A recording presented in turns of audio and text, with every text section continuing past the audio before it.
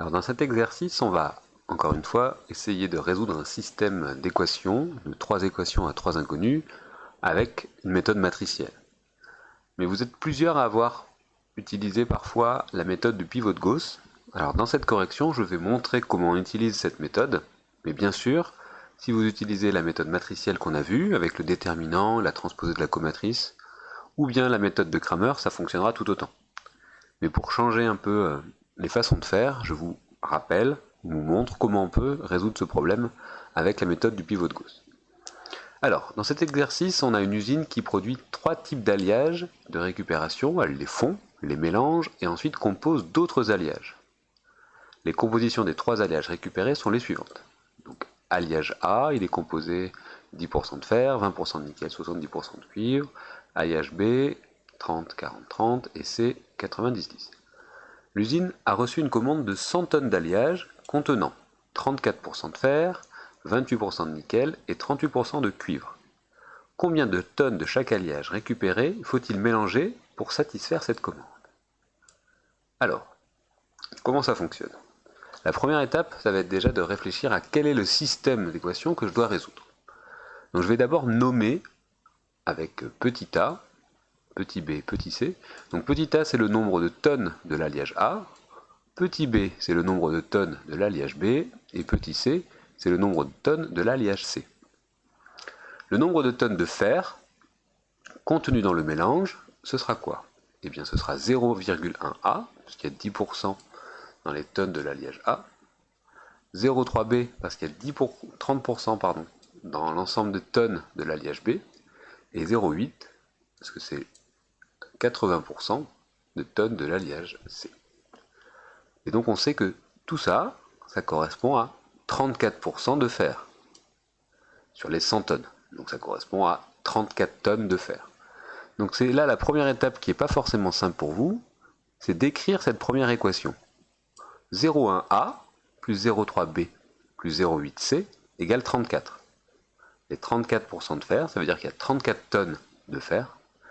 Et ces 34 tonnes de fer, eh bien c'est 0,1A, 0,3B, 0,8C. Donc là, il faut bien lire par colonne cette matrice, ou ce tableau, mais pas par ligne.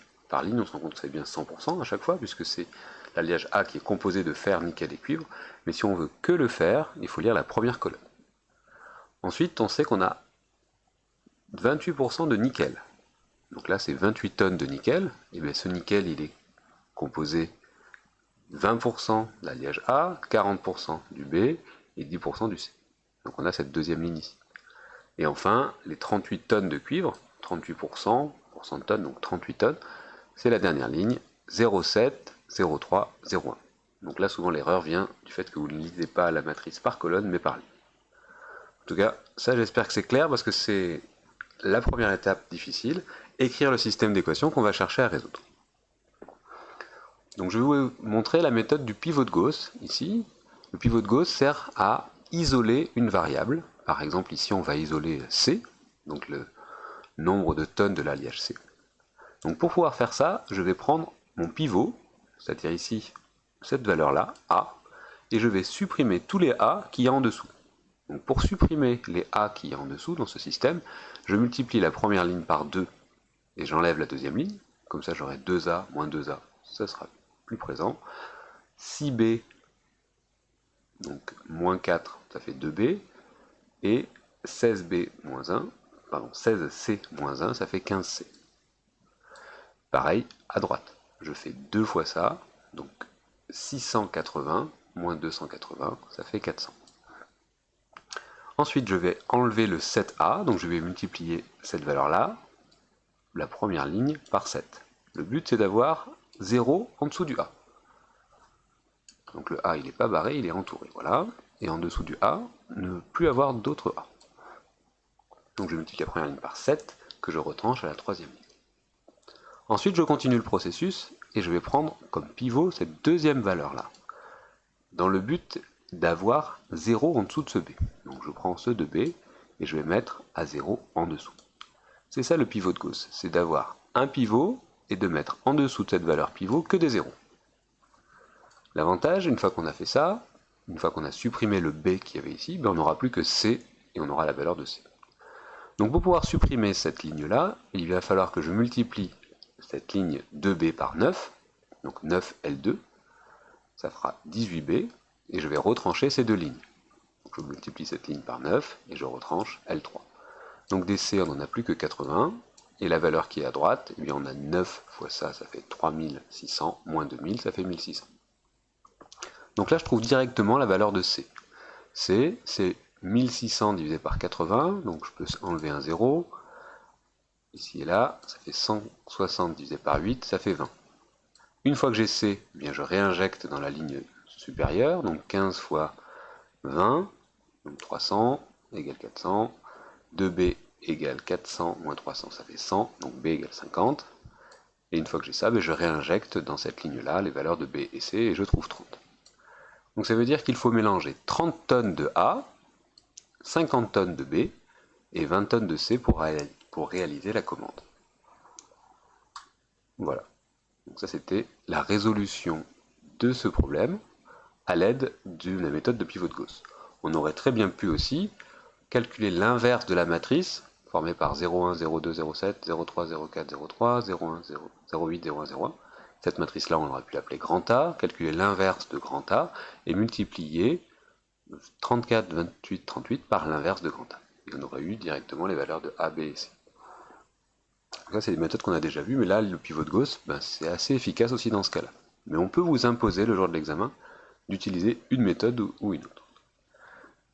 L'usine peut-elle fabriquer de cette manière un alliage contenant 69% de fer, 23% de nickel et 8% de cuivre? Et bien là, c'est la même chose. On a le même système, à gauche, mais à droite, on n'a pas les mêmes valeurs, puisqu'on doit avoir 60 tonnes, 69%, donc pour 100 tonnes, 69 tonnes de fer, 23 tonnes de nickel et 8 tonnes de cuivre. Donc là, je vais faire les mêmes combinaisons linéaires pour obtenir une matrice. On dira que la matrice associée va être triangulaire supérieure, il n'y a pas de valeur en dessous de la diagonale. Ici, je vais tomber sur C égale 70, B égale 50 et A égale moins 20. Le problème, c'est qu'on parle d'un problème physique, on a des tonnes d'alliage. Donc la valeur de A égale moins 20 n'est pas possible. On ne peut pas avoir moins 20 tonnes d'un matériau. On ne peut pas avoir de masse négative, donc cette solution n'est pas acceptable pour le problème posé. À chaque fois qu'on a un problème mathématique, il faut voir à quel problème physique ou matériel il correspond. On ne peut pas accepter mathématiquement, ça fonctionne, avec A égale moins 20, ça sera bien une solution de système, mais physiquement, ou en pratique, on ne peut pas avoir un nombre négatif pour ça. Donc toujours bien réfléchir quand on résout un problème de maths, à savoir si la réponse a du sens. Du sens à la fois mathématique, mais aussi à la fois théorique, physique, pratique.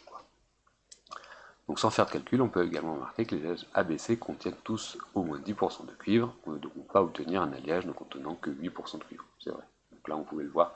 Ils sont tous au moins 10, et là, il y avait 8%, d'accord, qu'on a vu ici. Donc ce n'est pas possible. Donc là, c'était une petite remarque pour aller un peu plus vite.